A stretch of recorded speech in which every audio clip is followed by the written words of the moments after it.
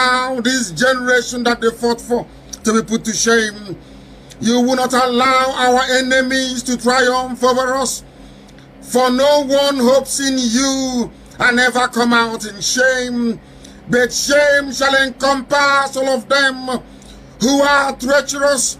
Shame shall be the portion of all the saboteurs, both dead and living.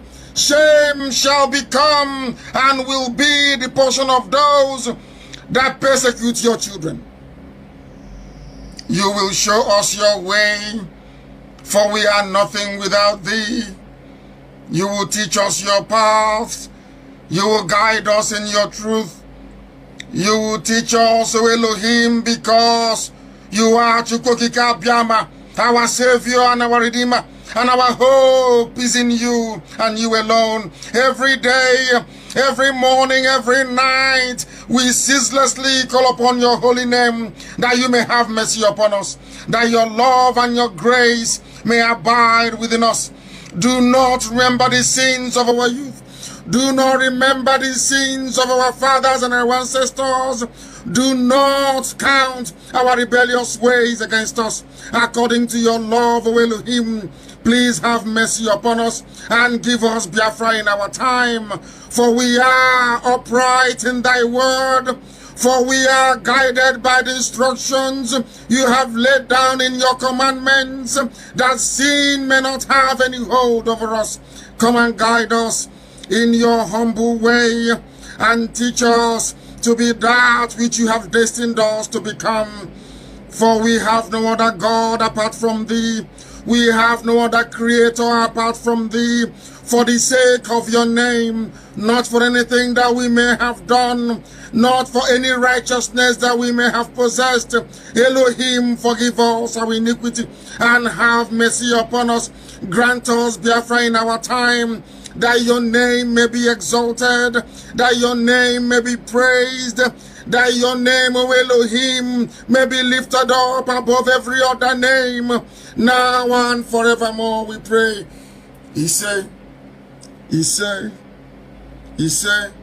Welcome, my amazing viewers. Thank you so much for joining me on my program once again. I appreciate you wherever you are connecting from.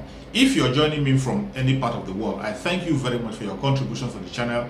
Please, each time you watch my video, go to the comment section, put down your comments, say your own views, express yourself the way you want it. I learned a lot from the comment section. You can equally learn from the comment section when you're reading the comments. That is where we'll teach each other. That is where we exchange views and say it the way you feel it. You can equally contradict what I'm saying. You can equally give your own opinion. You can equally criticize if you so desire on the comment section, but do it constructively so we can learn from each other. That is why we are here.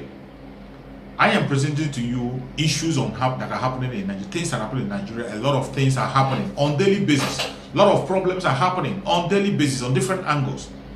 And the conventional media are not saying it the way it is. They are always trying to play the issue down.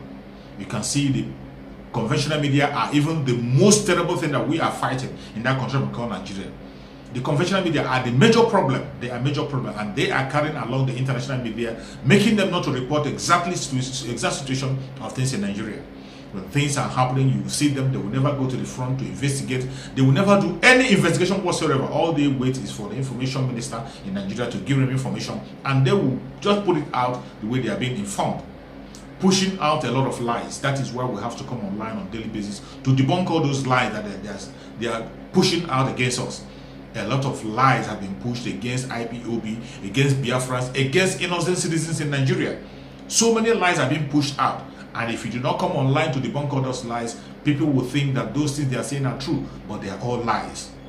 A whole lot of lies. When you watch, more especially in the case of our leader Nnamdi, they have pushed out so many lies against him, which you and I know that is lie. They say that he jumped bail, he never jumped bail. They went to kill him, he escaped for his life. They went to Kenya also, they abducted him, they kidnapped him from Kenya and sent him to Nigeria through extraordinary edition. That wasn't an arrest. And this is a crime against humanity. It's a crime against international law. And what do you see? The people are keeping silent as if nothing happened. They are going about their business as if nothing happened. You see the AGF came out online and they begin to count many charges against Nnamdi Kanu, that they have implemented this charge and that charge, not knowing that when you go to the court, The charges that our Supreme Nnamdi Kanu is facing is still the old charges that they have against him. There is no new charge that was brought upon our Supreme Nnamdi Kanu in the court. But in their media, they propagate a lot of lies, say different kinds of lies. Recently, they have come on the media also to say that IPOB on the day of sit at home, that the ESM killed a lot of people, which is a lie, which is a total lie. ESM did not kill anybody on the day of sit at home. They never attacked anybody, neither did they kill anybody. ESN are still doing their duty, pursuing the Fulani Janjaweed in the bushes. They were so busy. People obeyed the sit at home, just as the order was given. People obeyed the sit at home. But the government, in order to demonize that very sit at home, they brought their thugs to go and kill people and burn their houses. That is to show how desperate the government of Nigeria is. They have done it several times, and they can do it again and again. This has become part of the government. You see what they did during the time of NSAS. The videos are everywhere where they brought thugs. They brought thugs, armed them with weapons to tell them to go and kill innocent people who are protesting without arms. If a government will do such a thing in a public, in an open place, captured with video, what else do you think that they cannot do? A lot of time they have killed in the home of our lawyer, Barrister Ifeanyi Ejiofor. They went to his house, DSS, captured on CCTV, killed people, took their corpse away and burned them in a car. Nobody is questioning them. Nobody is holding them accountable. See, in Imo State, they are burning houses on a daily basis, killing people on Imo State, abducting people. Nobody is saying anything. This is the country where we find ourselves. And people think we can keep quiet and say it is all over. We can't be silent. You don't have to be silent. You have to use your own platform also to speak up. Continue to say what is happening. Say it the way you understand it. Say it the way you feel it. The truth and nothing but the truth. We are not adding anything, but we are saying exactly the way it is. Not trying to be politically correct. The insecurity we see in Nigeria is artificial, and it is being made and planted by the Janjaweed. They are in charge of the government. You can see every key post in Nigeria is in their hand. Every key security post in their hand. Nobody can say anything. Nobody can do anything. They are in charge. That is why they are releasing the Boko Haram at will. Anytime they like, they release Boko Haram and shift them to the southeastern part of Nigeria as soldiers to go and kill people. This is what they are doing. Even as we speak, some few days ago, members of Boko Haram were released. Members of Boko Haram were released. They were freed for no just cause, without the people who have killed good number of people, killed even people who knew them. They were released and said that we are pardoned. We even heard that one of the members of Boko Haram that was free, the Boko Haram that came out, was somebody, a lady, one of the Chibok girls. One of the Chibok girls was brought back, came back with somebody she called her husband. A Boko Haram member came back with 2 children, with a Boko Haram member as a husband, a first husband. Instead of the government holding this man accountable for defiling that child and forcing that child into marriage unwillingly, what they were doing is to celebrate the child, the woman and the Chibok girl and the children and the husband. Calling the man a husband. What husband? What husband? A child you took away from the parents without the parents giving her hand to you in marriage, defiled her and get her pregnant. She had 2 children. For how many years now? After all said and done, you come out, people are, the media, Nigerian media are celebrating it. Nigerian media are promoting it, that Boko Haram, one of the Chibok girls came back with two girls, came back with 2 children, came back with 2 children and a husband. That is what they are. That's what they are saying. That a Boko Haram member came back with one of the Chibok girls and 2 children, the husband. They address the man as the husband of the Chibok girl. Only in Nigeria can this happen. Only in Nigeria, with a government led by the Janjaweed, can this happen. If it were to be in another country, it can never happen. That man will rot in jail. He will rot in jail for defiling that child, for taking that child away from her parents forcefully. How can you call somebody who has never paid a bride price a husband? How can you address such person as a husband to the Chibok girl who was abducted? A man that didn't pay a bride price, that defiled a child. Instead of letting him serve his punishment, you are addressing him as a husband to the Chibok girl. And after all this evil, you will come back and begin to fight against the activists, people who are asking legitimate right, for their legitimate right, self-determination. People who are asking for their legitimate right, self-determination, Nnamdi Kanu and Ipob, you are persecuting them. up to the extent of going to abduct Martin Nnamdi Kanu, brought him to Nigeria to be facing judgment. Igbowo is detained in Benin Republic. Thank God he has been released. Every other voice that is speaking in that very contraption called Nigeria, speaking the voice of the masses, is being oppressed and suppressed.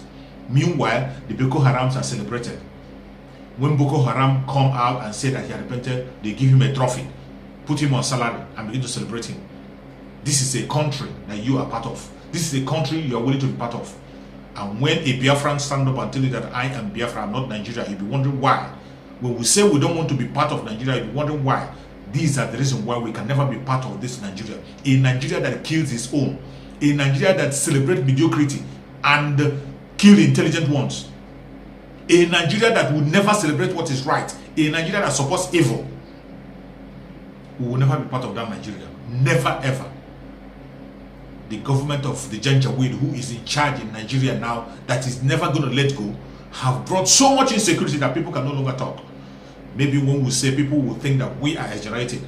I will play the video of the recent interview of the Benue State Governor. Maybe when you hear from the Benue State Governor, you might agree with me and understand better. Let's hear from Benue State Governor. Of Benue State, Mr. Samuel Otom.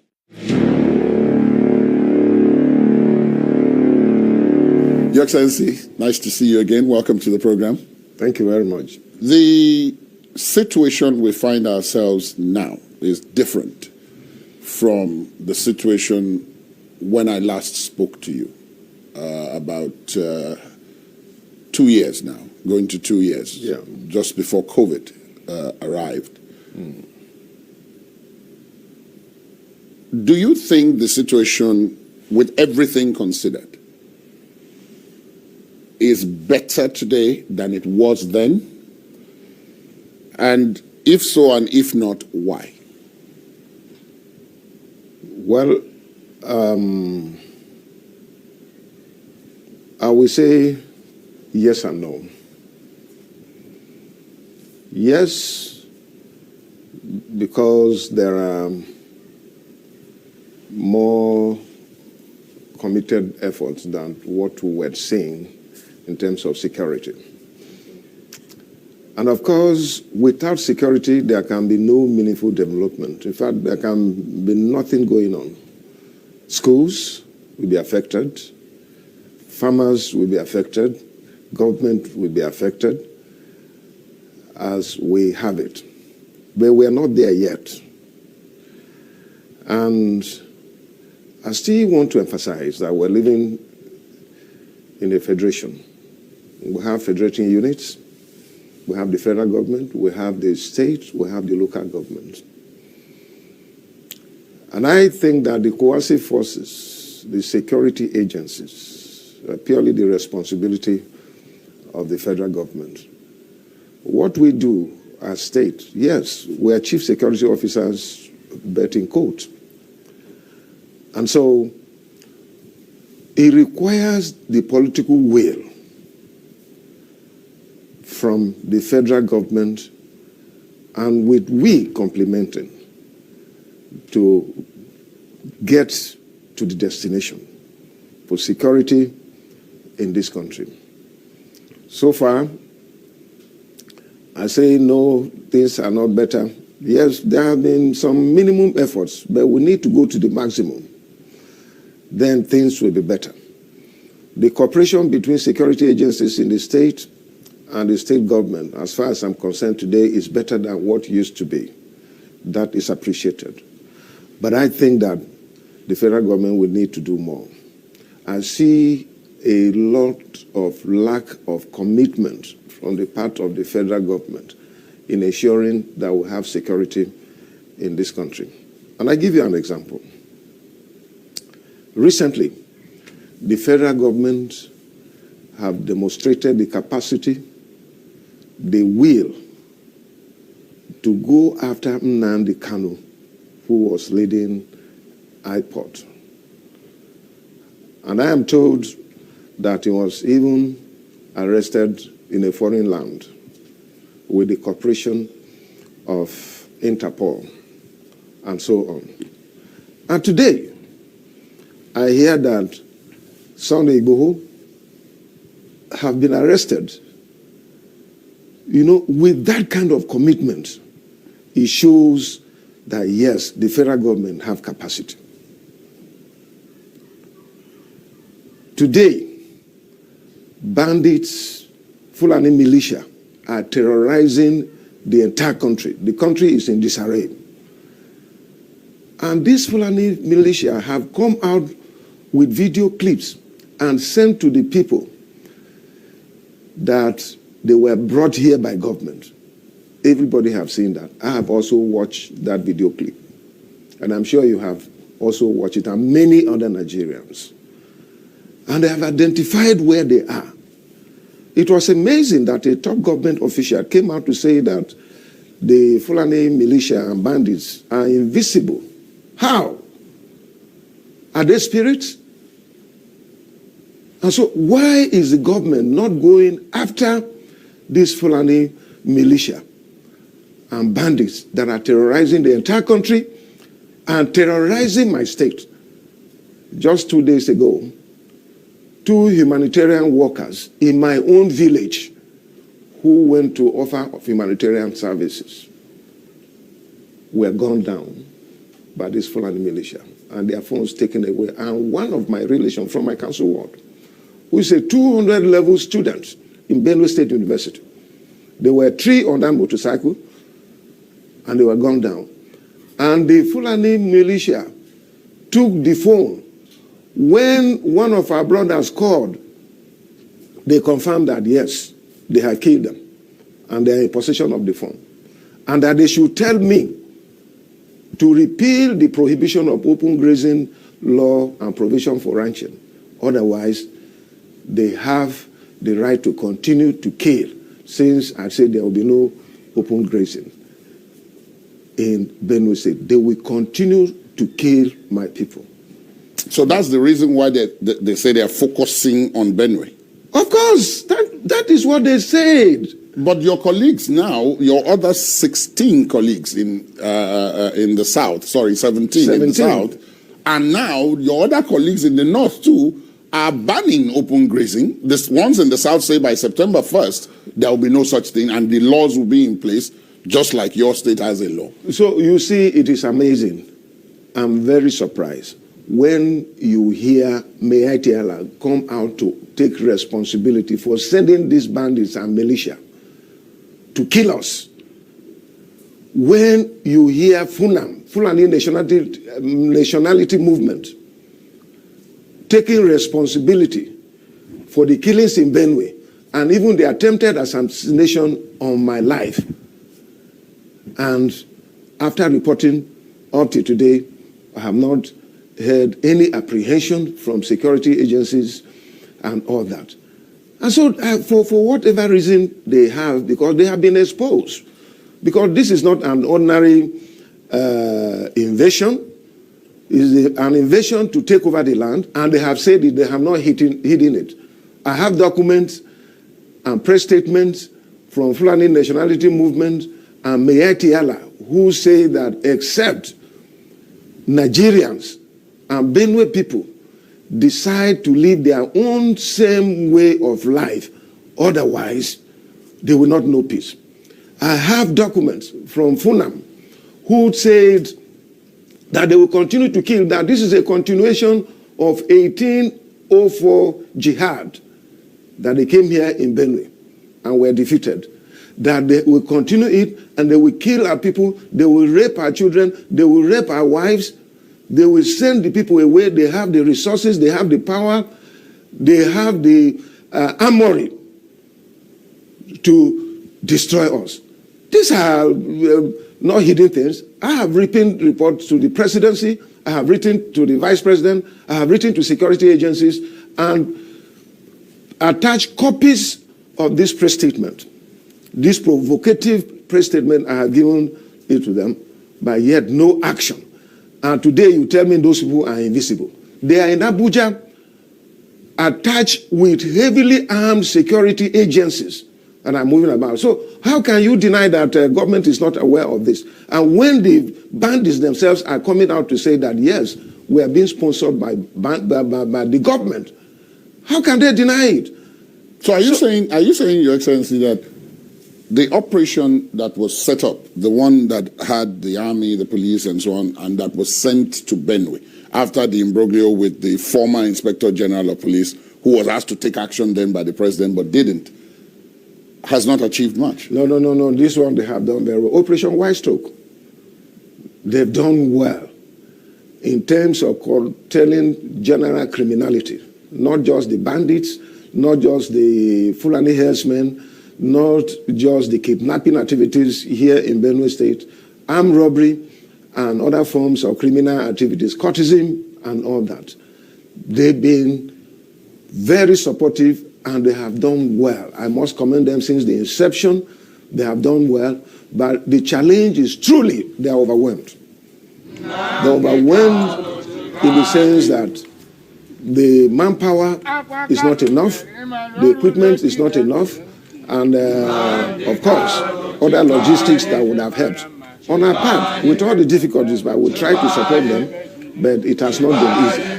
And so, on their part, they have done well. In fact, the entire security agencies here in Benue State, whether civil defense, police, the army, and all that, have been doing very well. That is why we have some of this minimum peace that we're enjoying today. Otherwise, it would have been consumed. But I tell you, as I talk to you, I have over 1.5 million IDPs. That was actually going to be my next question, because the last time I spoke to you, they weren't that many. That's number one.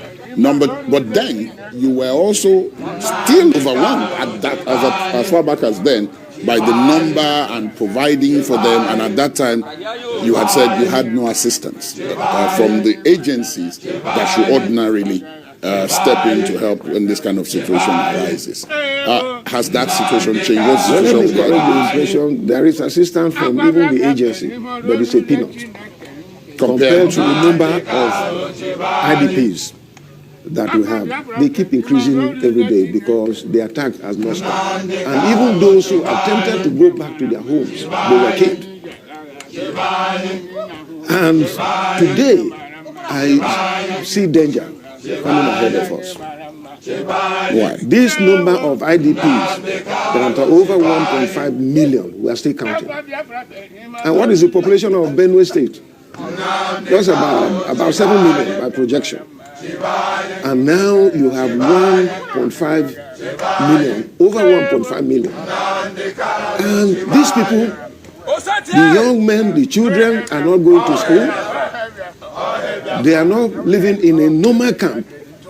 Every one of them is distressed because these are not even standard camps where these people are. So it's quite challenging. And our people cannot go to farm. Usually, Benue economy is driven by the civil servant, but actively supported by farming activity. All our civil servants and political office holders, we are giving them, encourage them to go into farming. And that is why for June and July, during cultivating season, we allow Thursdays and Fridays for those who are not on special assignment in the civil service to go to the farm, so that we can add value to food security in the state. And during November, December, we also allow people to go for harvesting. That is what we've been doing, and it's been very, very fruitful. But as of today, most of the land that was used for farming is no longer available because of this invasion. Those who attempted to go there, they were killed. Governor Tom, let me ask you this now, because this has been on for quite a while. And I'm thinking there will be those outside Benue, maybe one or two in Benue, who may say, why don't you key into the National Livestock Transformation Plan, provide some level of land for the ranch facility that the federal government says it is ready to support interested states to do. Katsina, which is the president's state, I mean, it was publicly announced that the president has given them $5 billion towards that. There are other states, Nasarawa, Adama, and so on, which are also keying in. That why is Benue State not keying? But let me tell you, that is the challenge I have with this federal government. They are full of lies and deceit. And they try to create a negative image concerning things that affect Benue State. Benue State was one of the first states that keyed into the National Livestock Transformation Program. Why was it not implemented? Rather, even after our report, I'm a member of NEC, and NEC took time to try to find out a lasting solution to this problem. The committee that was set up by NEC came here, and the entire stakeholders of Benue State met with the committee, and we recommended for us in Benue State, we have land for ranching. Let us do ranching. Open grazing, there is no land for open grazing. And in any case, in Benue State, we also cause it to be included that we will not just look at cow business. We'll look at pigs, we'll look at goats, we'll look at other forms of livestock that can be grown here. Because as far as our people here are concerned, if you ask them the sweetest meat in the world, they will tell you that pig is second because they're not eating all the meat. So pig are supposed to be part of our own program. It is there, captured in the National Livestock Transformation Program. So why didn't they do it? What did they tell you is the reason? Maybe you ask them. For whatever reason, they've been trying to blackmail and cast me in bad light for whatever. Otherwise, if Benue State was the first state that started ranching, what every other state is keying in today, why are they not looking at where we are? We're on the program, but they chose to do it in Katsina. Maybe Mr. President comes from Katsina, so that is what it is. But I did say that they should apologize to me. For what? For not doing it? For not doing it, but not turning around to do it. What kind of hypocrisy is that? That is the point, because globally, ranching is the best practice. If you go to India, on record, you have over 300 million heads of cattle. In Brazil, over 250 million heads of cattle. In America, over 100 million. In Argentina, over 100 million. In China, over 100 million.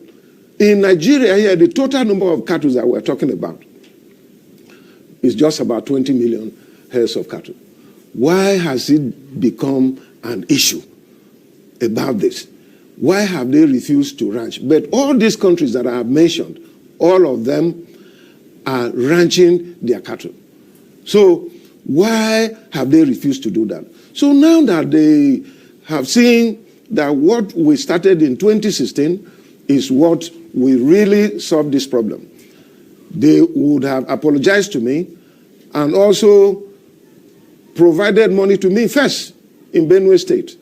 And so that is why I say that we need apology and we need even more money to be given to us, because we will show them. We have a number of ranching that are going on here. The cattle in our ranch are much better than what you see roaming from Sokoto to Lagos and then to Portugal and to Benue and all that. But because these people, I tell you, the Fulanis have said it, that they are here for occupation. They want to take over the land, make every other person slaves, and take over and become kings over our people. That was what it is, not a hidden thing. I am quoting them. And they have said that nothing will stop them because they have an agenda to execute. That is why they are going on with this. Otherwise, long ago, they would have accepted that.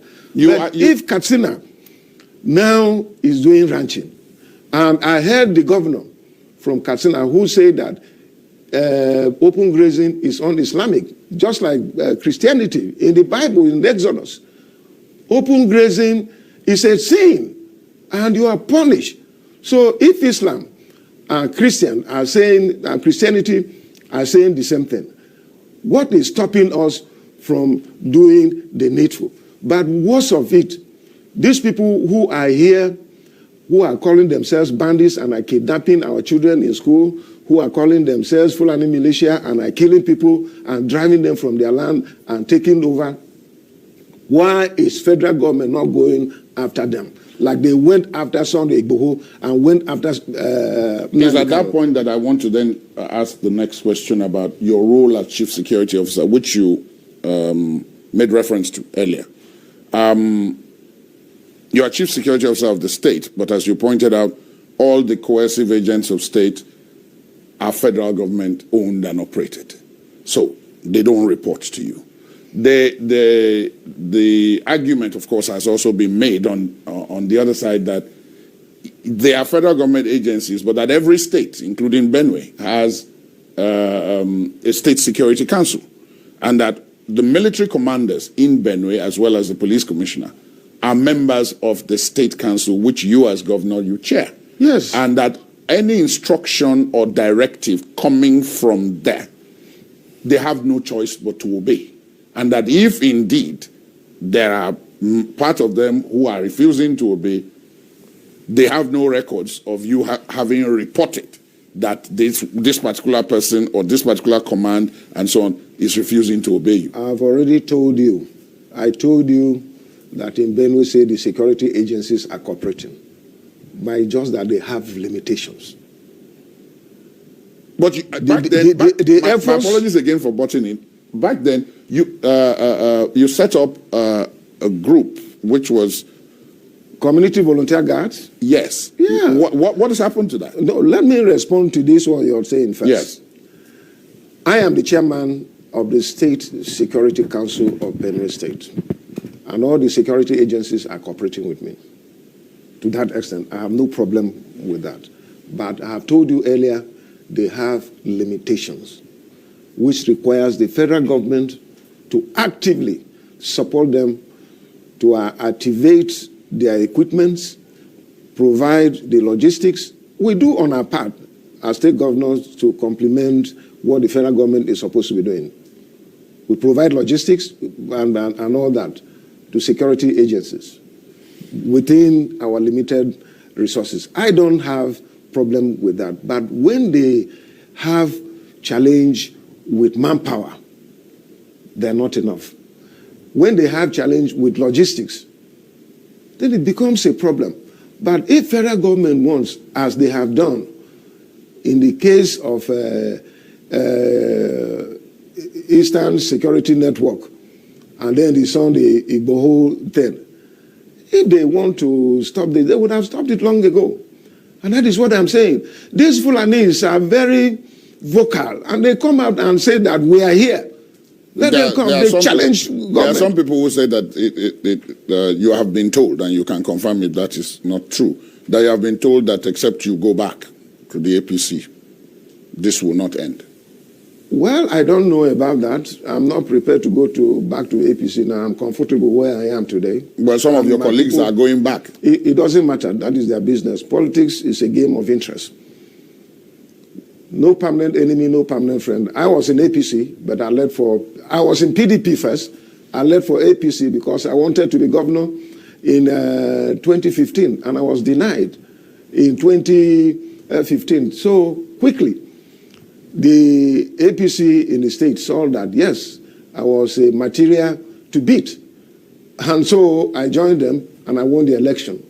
And in 2017, when I was given red card after signing the prohibition of open grazing law, and some people in APC were not comfortable with it, I had to go back to PDP, and today I'm here.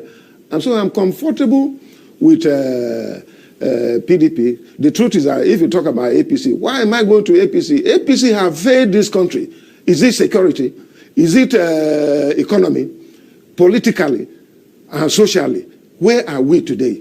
We can't go to our villages. How many Nigerians can move from Lagos to their village, or Kanu or Abuja to their villages?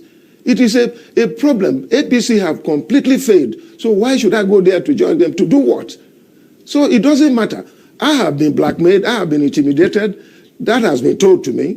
It is true, but I am not bothered about that. I'll continue to do the right thing. Let there be justice. I fight for justice, equity, and fairness. And I challenge any other person who feels that I'm not doing the same thing here in Benue State to also challenge me. Go back to 2015. How much was $1? 180 naira. Today is what? 520 naira. How much was the economy? What was our foreign reserve?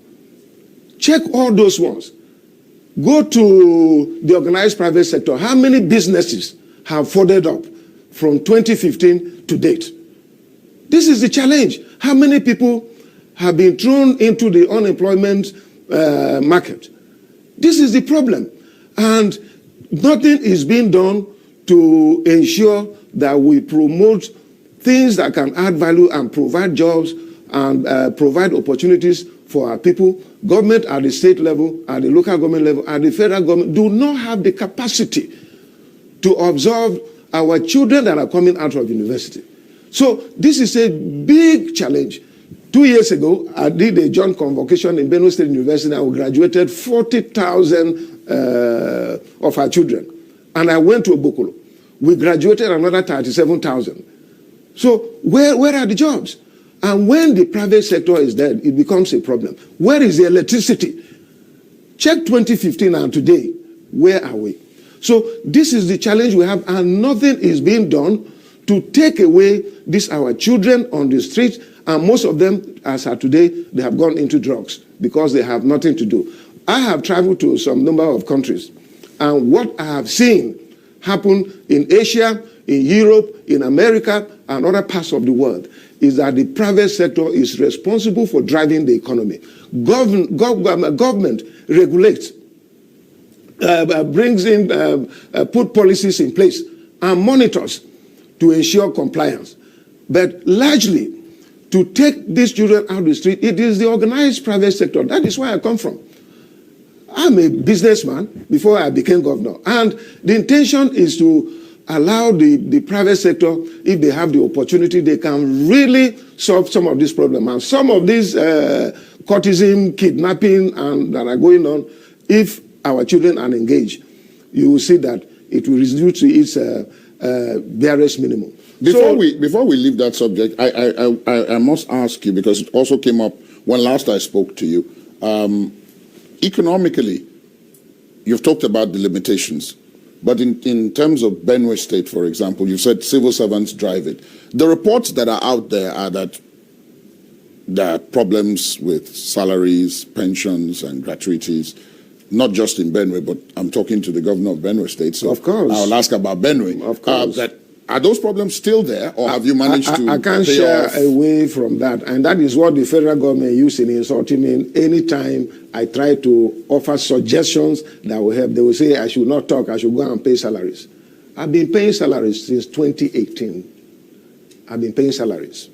But the truth is that when I came in 2015, I inherited 70 billion arrears of pension, gratuity, and salary arrears.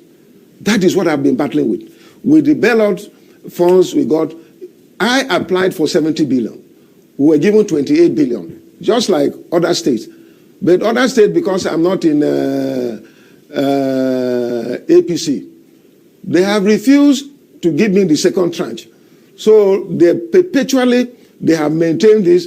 Each time I try to give a suggestion that will help add value to even the government of the presidency, they come out to say that you have not paid salaries. But I've been paying salaries since 2018. The challenge I have is the arrears, but I have taken steps. I just want to clarify, because you applied for 70 billion. 28 was approved. Approved. How much was given to you?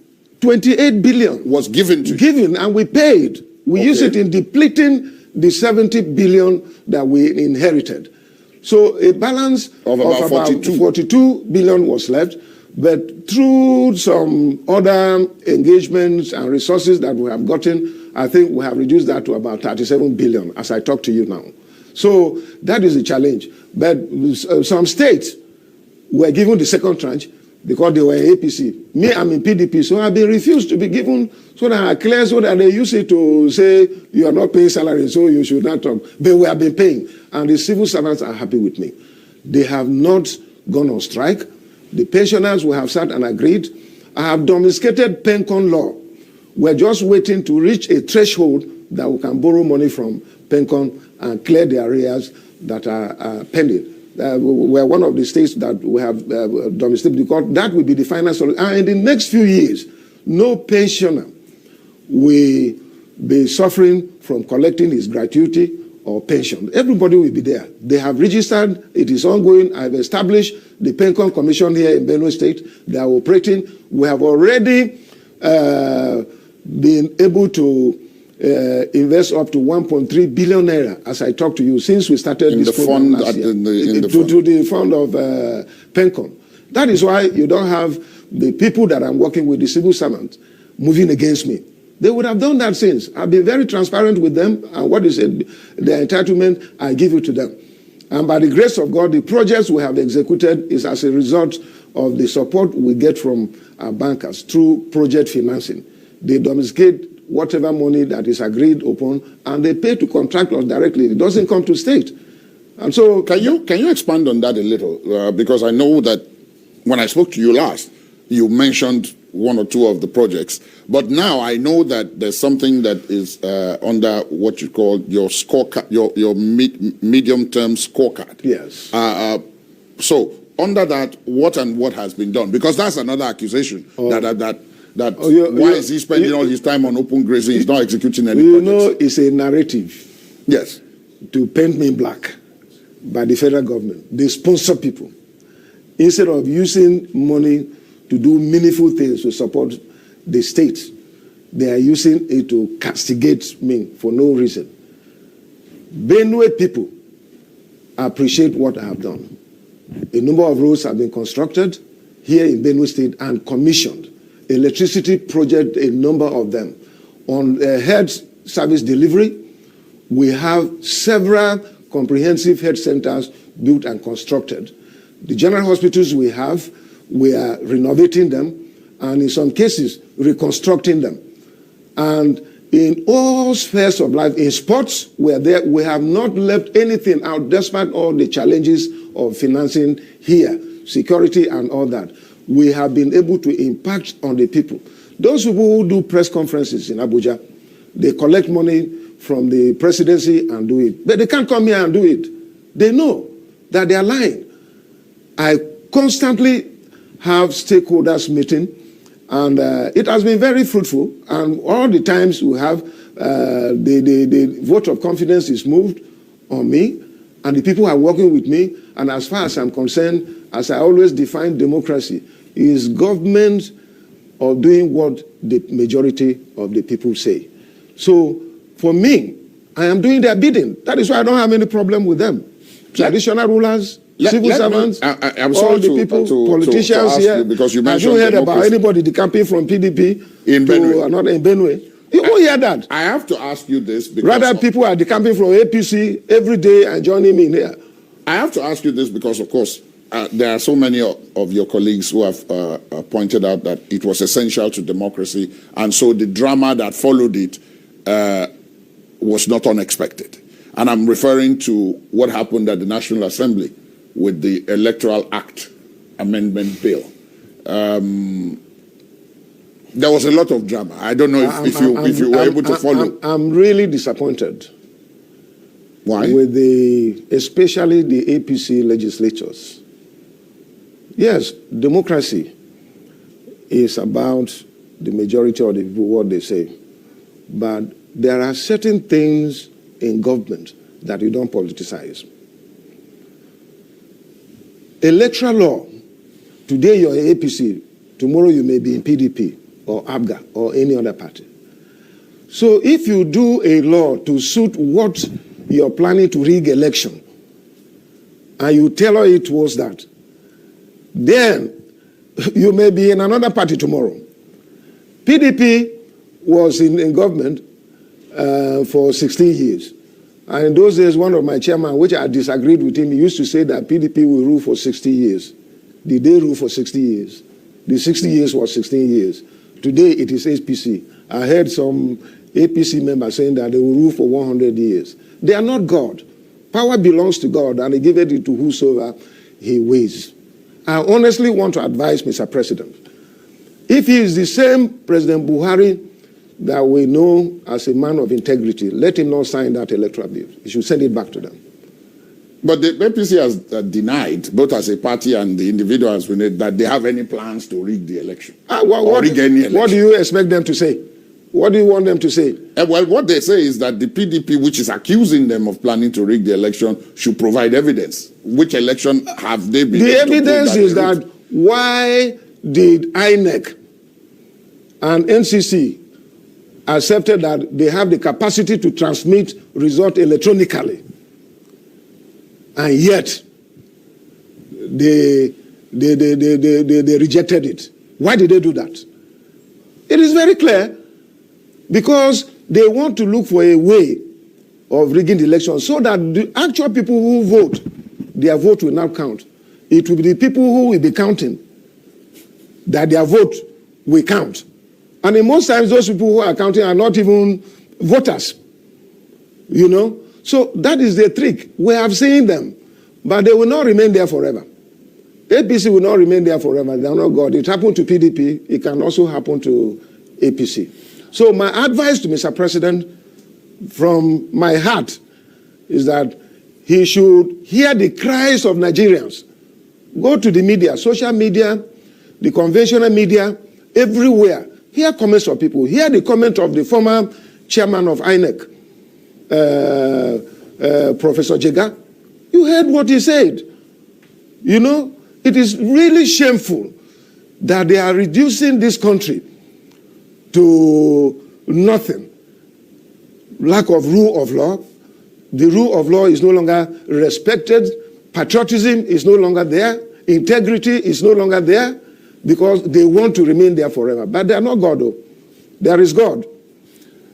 That there is God is a famous statement by somebody, but I will leave that at that. But there is God now. Is it a lie? There is God. There is God. I want to ask you about the situation in Benue regarding a national issue, which is this one of legislative and judicial autonomy. It took so long, and it pitted particular unions and so on against the state governors, not just your state. Virtually every governor. And many of the governors pointed out that it was a lot of noise over nothing, because in many of their states, they were assisting local governments to pay salaries because what was their entitlement was not enough anyway. And that in the case of the judiciary, the same was applying. What's the case in Benue?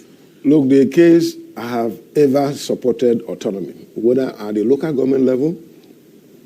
Some few months ago, the national leadership of NOGE, National Union of Roads, of local government employees, they came here and gave me a merit award for standing with them. I was a local government chairman myself between 1991 to 1993.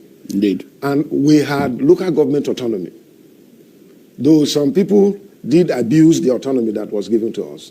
But that does not mean we should not grant autonomy to local. I support it because the local government system is the one closer to the grassroots. It will reduce a lot of tension if they have that. That is when you have patriotic people leading the local government.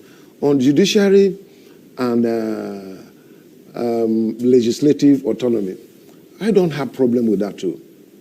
And it's just that the Executive Order 10 was done in bad taste to shift away blame from the presidency and load it on the state.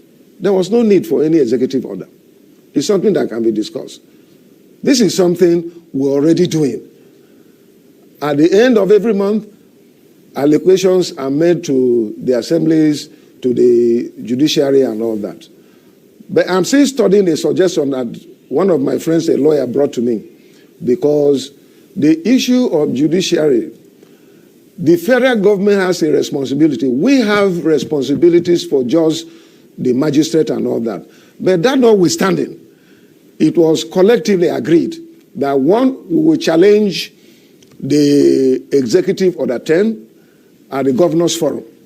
As law-abiding people, let us challenge it. And but we should go ahead and provide autonomy, which every state had a template that we met with the speakers and the judges, and today in Benue State, I think by next week, we should be passing the judicial autonomy and the legislative autonomy. But most of my colleagues who have already done it, I got feedback from them that they're already saying that no, we should revert back to what it used to be than where we are. I'm ready for the, I have nothing against that, because here in Benue State, I believe in the entire democratic structures working, the judiciary, the executive, and the legislature. Anything that will make them function better, I support it. I'm not against it.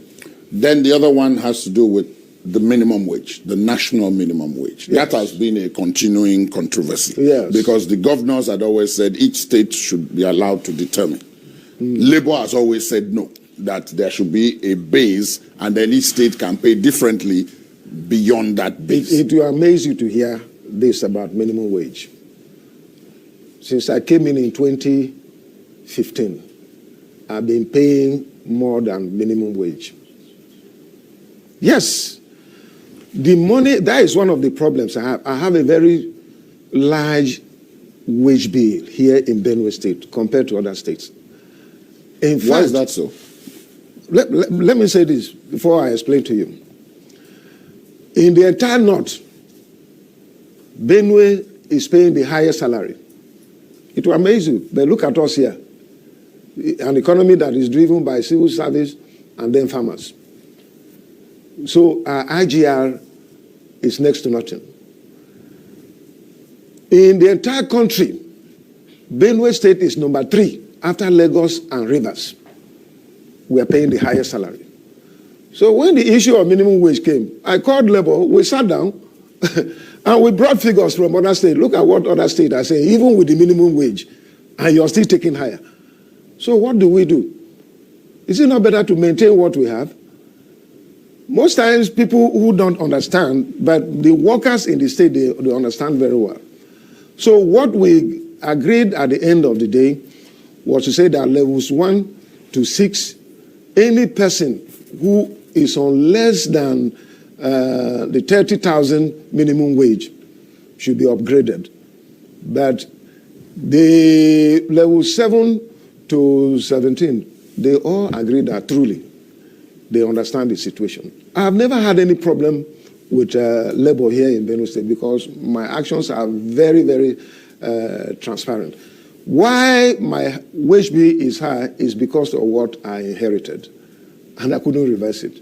That's the structure. The structure and the amount, the wage bill itself was what I inherited. And you see, in some states in the North, what we are paying is double what they pay. And that is why I have this challenge. But then the concept of minimum wage itself, where are you in the gathering of your colleagues, the governors? Because that is a matter that was also supposed to be part of the amendment to the Constitution that is going on side by side with all these other things that we have spoken about, which is that they want to move minimum wage away from the exclusive list to the concurrent list, which would then make it possible for governors like you to negotiate a more, shall we say, manageable wage with your workers and not take the template that other states are using. What's your position? And then, what is the Governors Forum still at the battle on this to ensure that that is done? I can't remember the last time we discussed this matter again, but it was agreed that every state should negotiate with their workers. And you see, the advantage of allowing states to negotiate with their workers is that if you peg minimum wage at 30,000, for instance, other states are buoyant enough to do even double or even more of that. So I will subscribe. I will strongly suggest that it is better to allow states to discuss with their workers and agree based on the resources available to each of the states. That is the true situation of the country. That is the true situation of the place you are part of. And when Nnamdi Kanu tells you that when you call yourself in Nigeria, you are stupid, you think it's a joke. It is a very sad thing if we want to address him or herself as a Nigerian. Only fools do that. Only ignorant people can do that. No sane person will call him or herself a Nigerian. You better address yourself as either Oduduwa or a Biafran or a Middle Beltan, or better address yourself with your own indigenous name, indigenous tribe. Identify yourself with your own indigenous tribe in Nigeria and stop talking about Nigeria. Nigeria has ended and there is nothing that will bring it back. Everybody must go their separate ways. Break it up to save life. Break it up to have a good life. Break it up to have self-defense. Break it up for us to live a responsible life. That is what we have to do. May Chuks continue to bless Nnamdi Kanu. May Chuks continue to guide and protect Nnamdi Kanu. May Chuks continue to secure Nnamdi Kanu wherever he is. May Chuks continue to give him good health wherever he is. Very, very soon. With our prayer and struggle, Nnamdi Kanu is going to join us soon. And he is coming out with the flag of Biafra lifted high. And we will sing a joyful song in our land called Biafra. Thank you so much for watching wherever you are watching from. And remember this. Bye-bye. See you again on the next video.